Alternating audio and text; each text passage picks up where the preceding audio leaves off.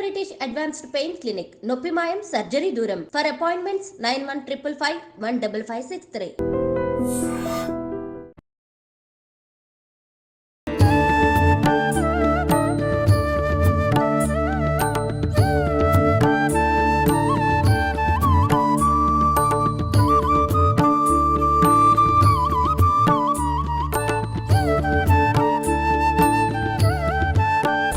నమస్కారం, welcome to I dream. మన సంస్కృతి కార్యక్రమానికి స్వాగతం. నేను మీ విజిత.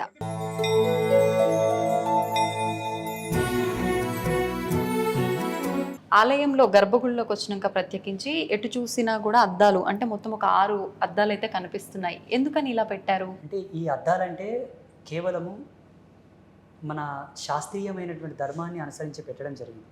ఇక్కడ అమ్మవారికి అభిషేకం చేస్తారు ఉత్సవమూర్తికి. ఇక్కడ ఇది అభిషేక ప్రదేశము కాన అమ్మవారిని అద్దంలో చూపిస్తూ అభిషేకం చేస్తాము.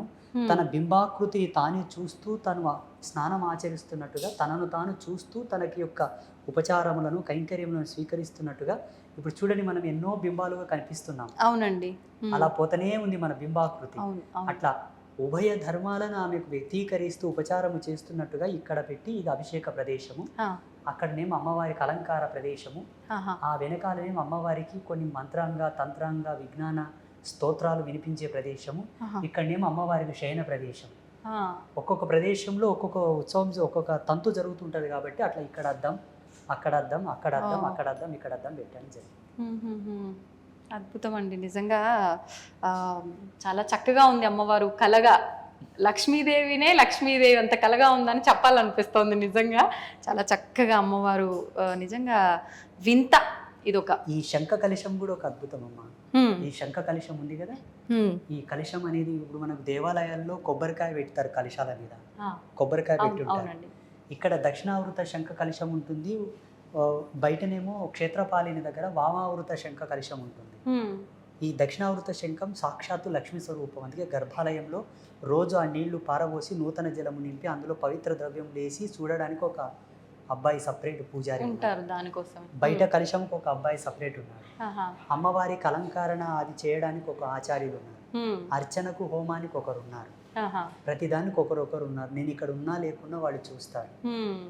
గురుగారు, ఆలయ పై నిర్మాణం కూడా మనకు ఒక గోపురం చూసిన మాదిరిగా ఉంది. ఎందుకని ఇలా డిజైన్ చేశారు? పైన శ్రీచక్రము. మళ్ళీ ఆలయం యొక్క ధర్మాన్ని అనుసరించి ప్రతి దేవాలయంలో కూడా ఆ పిరమిడ్ టైప్ ఆఫ్ స్టెప్స్ ఉంటాయి. అవును, దేవాలయంలో ఉచ్చరించే మంత్రాల యొక్క చాంటింగ్, ఆ వైబ్రేషన్స్ కూడా ఒక విధమైన పారదర్శక సూత్రాన్ని అవలంబింపజేసుకొని ఆలయం అంతా ప్రసరించడానికి ఒక డ్రోమ్ పైన ఒక శ్రీచక్రాన్ని అమర్చారు. అవునండి, ఆ శ్రీచక్రం ఏంటంటే కింద ఇక్కడ మనకి ఇక్కడ కనబడుతుంది నేలలో. లైటింగ్ ఫోకస్ తక్కువ ఉంది కాబట్టి తక్కువ కనిపిస్తుంది. ఇక్కడ కూర్చొని అమ్మవారికి గవ్వల పూజ చేస్తారు ఈ శ్రీచక్రం పైన. అది పైనుంచి రిఫ్లెక్ట్ కావడానికి, ప్రతిబింబం పడడానికి పైన అమర్చారు. ఇక్కడ గవ్వల పూజ చేస్తారు. ఇప్పుడు ఇది కూడా అమ్మవారి ఆజ్ఞన, మీరు అనిపించి ఇలా నిర్మించారా? నా మతిలోకి ఒక ఆలోచన వస్తుంది అంటే ఆ తల్లి యొక్క సిగ్నలే. ఆమెనే తెప్పిస్తుంది, ఒరే మూర్ఖుడా ఇది చేయరా అని నాకు చెప్తుంది, చేస్తాం.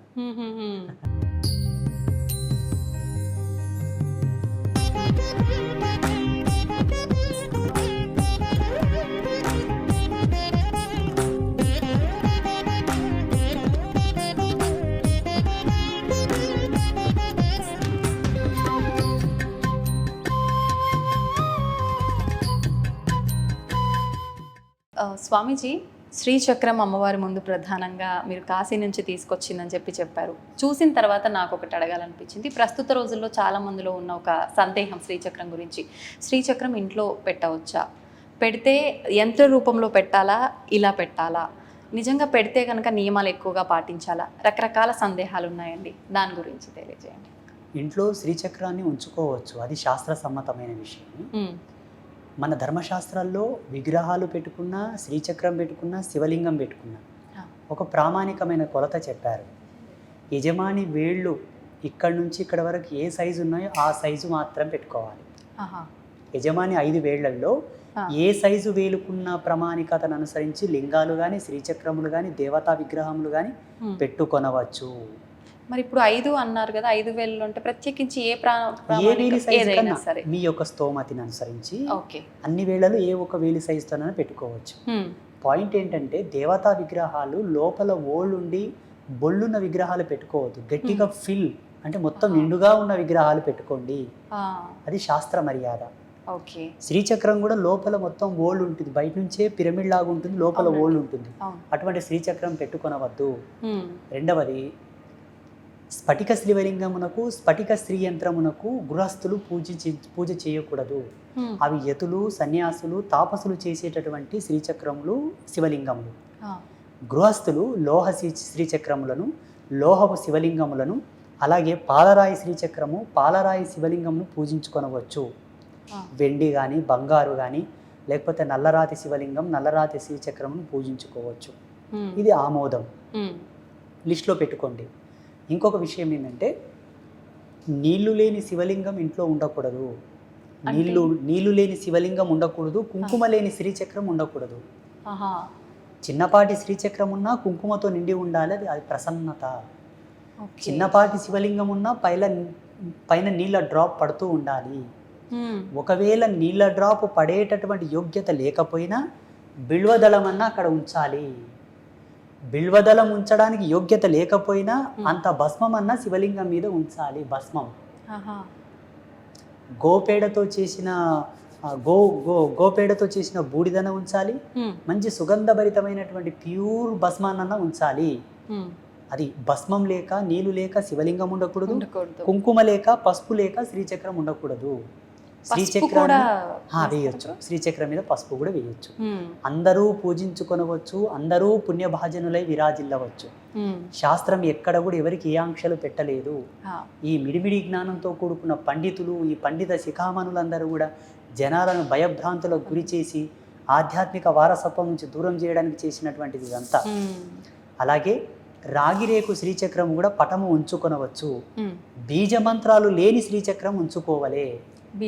అందులో మంత్రయుక్తమైన శ్రీచక్రములు ఇళ్లలో ఉంచుకోవద్దు, ఎందుకంటే అంతటి శుచిశుభ్రతలతో మడి పద్ధతితో మీరు ఉండరు కాబట్టి.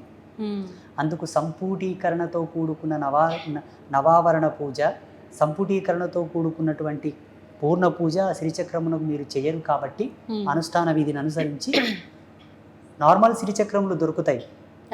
అవి తెచ్చి యోగ్యులైన గురువులు అనగా శ్రీ విద్య సాధనలో ఉత్తీర్ణులైనటువంటి గురువుల చేతకు తీసుకెళ్ళి వాళ్ళ చేతికిచ్చి వాళ్ళు సంకల్పం చేసి ఇచ్చిన శ్రీచక్రములు తెచ్చి పూజలో ఉంచుకొనవచ్చు. మీరు స్వతంత్రంగా మార్కెట్లో దొరికిన శ్రీచక్రములు తెచ్చి పెట్టుకోకూడదు. ఇప్పుడు శ్రీచక్రం అనగానే ప్రతినిత్యము కుంకుమార్చన చేస్తూ ఉండాలా? ప్రత్యేకించి ఎటువంటి విధానం ఉంటుందంట? ఏం పర్వాలేదు, పౌర్ణానికో అమావాస్యకో నీళ్లతో, పాలతో, గంధముతో, పసుపుతో కడగండి. చక్కగా మీకు వచ్చిన అష్టోత్తరాలతో, శ్రీ సూక్తంతో, ఖడ్గనామావళితో, లలితా సహస్రనామంతో కుంకుమార్చన చేసుకోండి. ఒక కాన్సెప్ట్ పెట్టుకోండి, అమ్మా నాకు ఉద్యోగరీత్యా వీలు పడదు, వ్యాపార రీత్యా వీలు పడదు, నెలలో 2 సార్లు నిన్ను పూజించుకోగలను, అర్చించుకోగలను. అమ్మా నేను గృహస్థురాలను అనగా నేను హౌస్ వైఫ్, నాకు ఏ బాధ్యత లేవు, నా భర్త సంపాదిస్తున్నాను, ఇంటి పాటనే ఉన్నాను కాబట్టి మంగళవారం, శుక్రవారం నేను పూజించుకోగలను. లేదు అమ్మా ఇంకా నేను ఫ్రీగా ఉన్నాను, రోజు పూజించుకోగలను. మన యోగ్యత.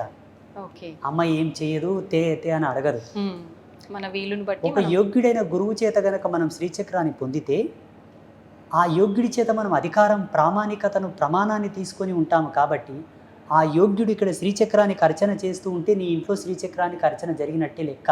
నువ్వు చేయకపోయినా ఆ శ్రీచక్రంలో ఎనర్జీ యాక్టివేట్ అవుతూ ఉంటుంది, నీకు భయం అక్కర్లేదు. ఒకవేళ స్వతంత్రంగా శ్రీచక్రం కొనుక్కొని పెట్టుకుంటేవా కర్త, కర్మ, క్రియ నువ్వే కావాల్సి ఉంటుంది. ఇంకొకటి, ఆచార్యులు ఎవరైనా సద్బ్రాహ్మణుల చేత పూజలు పునస్కారాలు చేసి ప్రాణ ప్రతిష్ఠ చేసి పెట్టుకోవచ్చా? అట్టి ఆచార్యులు కూడా అంత సత్యపరాయణులై శ్రీ విద్య సాధనలో మెలకువలు తెలిసిన వాళ్ళై ఉంటే, ఇప్పుడు పురోహిత వర్గం కూడా ఏమి శుద్ధి చేస్తున్నారమ్మా? విగ్రహాలకు కనీస శుద్ధి చేయట్లేదు, యంత్రాలకు వాళ్ళేం శుద్ధి చేస్తారు? చూసుకోవాలి. నేను అబ్జర్వ్ చేస్తున్నాను, చాలామంది గుళ్ళు గోపురాలు కట్టేటప్పుడు ఆలయ ప్రతిష్టలు చేసే వీడియో లైవ్లో పెడుతున్నారు కదా, ఎలా తంతులు చేస్తున్నారు అని చూస్తూ ఉంటాను.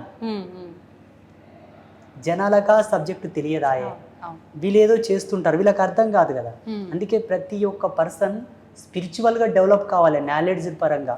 అవునండి, ఆగమ శాస్త్రాలు చదవండి, ఉపోద్ఘాతమైన గ్రంథాలు చదవండి, కొన్ని ధర్మశాస్త్రాలు చదవండి, మీకు అర్థమవుతుంది ఆచార్యులు కరెక్ట్ చేస్తున్నారా లేదా. అప్పుడు ప్రశ్నించవచ్చు, ఏమయ్యా ఏం వేస్తున్నావు అక్కడ? ఒక చిన్న ట్రిక్ చెప్పానా, మీకు సమయం ఉంది కదా. దేవతా విగ్రహ ప్రతిష్ఠ చేసేటప్పుడు మీరు ఇంతకుముందు ఒక వీడియోలో అడిగారు, వాస్తవంగా దేవుని తంతే కూడా ఏం చేయడం స్వామి, దేవిని కుదిపేసి తీసేస్తే కూడా ఏం చేయడం స్వామి అంటే, వాస్తవంగా నెగిటివ్ కాన్సెప్ట్తో గనక దేవిని తాకాలనిపోతే ఆటోమేటిక్గా విగ్రహమూర్తిలో కరెంట్ జనరేట్ అయ్యి షాక్ కొట్టేది. సద్భావనతో, పరిమళత్వంతో, ప్రేమతో, భక్తితో వెళ్తే ఆ విగ్రహంలో ఎనర్జీస్ డౌన్ అయిపోయి మనల్ని ఏం చేసేవి కావు. అలా టెక్నికల్గా స్థాపన చేసేవాళ్ళు దేవతా విగ్రహాలు. అంతటి పవర్ రావాలంటే దేవతా విగ్రహం కింద ప్యూర్ నవరత్నాలు, ప్యూర్ సప్తధాతువులు, పరిపూర్ణమైన హస్తముల చేత లిఖింపబడినటువంటి యంత్రరాజ్యం, ఒక్కొక్క యంత్రమునకు 1,000,000 జపాలు ధారబోయాలి, పవిత్రమైన వనస్పతులు, ఇలా నిక్షిప్తం చేయబడినదే దేవత ప్రతిష్ట. బయట విగ్రహాలు ఎట్లా స్థాపన చేస్తున్నారు ఆచార్యులు? 1,00,00,000 రూపాయలు పెట్టి గుడి కడతారు, ప్లాస్టిక్ నవరత్నాలు తెచ్చేస్తారు. అక్కడ ప్లాస్టిక్ పంచలోహాలు వేయకుండా ఏం చేస్తారంటే స్టెయిన్లెస్ స్టీల్ కాయిన్స్ పోస్తారు, కుంభాలు కుంభాలు గుమరిస్తారు. సత్య సనాతన ధర్మం చెప్పింది ఏంటంటే పూజలో ప్లాస్టిక్ వాడకూడదు, రబ్బర్ వాడకూడదు, స్టెయిన్లెస్ స్టీల్ సామాన్లు వాడకూడదు, ఐరన్ మెటల్ వాడకూడదు, ఇక్కడ రాతి వెండి పాత్రలు కూడా వాడకూడదు. దేవతల యొక్క పాత పద్మముల చెంత, దేవత మందిరం నందు దేవత యొక్క స్థానంలో దేవత యొక్క ఆభూషణంలో 3 లోహాలు చెప్పారు, బంగారు, వెండి, రాగి. అక్కడ ఆచమన పాత్రలు, జలపాత్రలు, హారతి పళ్ళెము, హారతి స్పూన్, కంచువి వాడవచ్చు, శ్రేష్టమైన కంచు ధాతువుతో చేసినవి. ఇవి ఆమోదం. ఇవి ఇంట్లో కూడా ఇవే వర్తిస్తాయి. ఇంట్లో కూడా పూజా మందిరంలో ఇవే ఉండాలి, ఇవి మినహా వేరే ఉండకూడదు. మీరు మీ పిచ్చి పిచ్చినంత తెచ్చి పూజలు చేస్తామంటే మీరు మొదట అడిగినట్టనే దేవతలు రిఫ్లెక్ట్ అవ్వరు. నువ్వు నెత్తి బాదుకొని కొయ్యో ముర్రో అన్న దేవతలు పలకరు. స్వామీజీ, ఇప్పుడు మీరు చెప్పినట్టు ఇక్కడ మీరు చెప్పిన లోహాలకు సంబంధించినవి మాత్రమే ఉన్నాయి, ఎక్కడ ప్లాస్టిక్ కానీ స్టీల్ కానీ కనిపించట్లేదు. ఒకటి మాత్రం నాకు కొంచెం ప్రత్యేకంగా కనిపిస్తుంది అలంకరణతో, అదేంటో తెలుసుకోవాలని. ఇది మారేడుకాయ యొక్క గుజ్జుతో అలంకారంగా చేసింది. హైటెక్ సిటీలో ఉంటారు మా తల్లి, చాలా భక్తి పరాయణురాలు, చాలా చాలా ఆ తల్లికి జన్మనిచ్చినటువంటి తల్లిదండ్రులకు ధన్యవాదాలు. ఎంత భక్తి అంటే అంత భక్తి. వారు మన పీఠానికి ఎకరా భూమి దానం చేశారు. హైటెక్ సిటీలో ఉంటారు, వారి పేరు చెప్పొచ్చో లేదు, ఏమనుకుంటారో ఏమో పాపం. అమ్మగారు నిన్న కార్తీక పౌర్ణమి శుభ సందర్భంగా దీన్ని తెచ్చిచ్చారు. ఈ మారేడుకాయ భరణి లోపల కుంకుమతో అర్చన చేస్తే 1,00,00,000 రెట్ల పుణ్యం, రిజల్ట్ కూడా తొందరగా వస్తుంది. కాబట్టి ఆ పుణ్యాత్మరాలు తెచ్చిచ్చింది, ఆమె చల్లగా ఉండుకోకు జగదంబ యొక్క దీవెనలతో. ఇది మారేడుకాయతో చేసిన భరణి, ఇలా మీ ఇళ్లలో కూడా ఉంచుకోవచ్చు. జగదంబ పాదాల దగ్గర ఇటువంటి కుంకుమ భరణి ఉంచిన మీకు సంపద్వృద్ధి, ఇష్టసిద్ధి. అంటే మామూలుగా నేను విన్నాను గురుగారు, మారేడుకాయ లోపల కొంచెం పైన తీసి లోపల గుజ్జు తీసేసి ఎండిన తర్వాత విభూది పోసి పెట్టుకొని ధారణ చేస్తే బాగుంటుంది అని చెప్పి. ఇప్పుడు ఇది మనం అభిషేకానికే కాకుండా మనం అలా స్టోర్ చేసుకొని మనం ధారణ చేసిన బాగుంటుంది. ఎటువంటి ఫలితం ఉంటుంది దానివల్ల? దీని లోపల భస్మాన్ని ఉంచి శివారాధన చేయవచ్చు, చందనము ఉంచి విష్ణు ఆరాధన చేయవచ్చు, కుంకుమ పసుపు ఉంచి జగదంబ ఆరాధన చేయవచ్చు, అక్షింతలు ఉంచి సూర్యనారాయణ మూర్తి ఆరాధన చేయవచ్చు. ఏ దేవత తాలూకు సంబంధించిన ప్రీతిపాత్రమైన ద్రవ్యం నుంచి వాళ్ళని పూజించవచ్చు.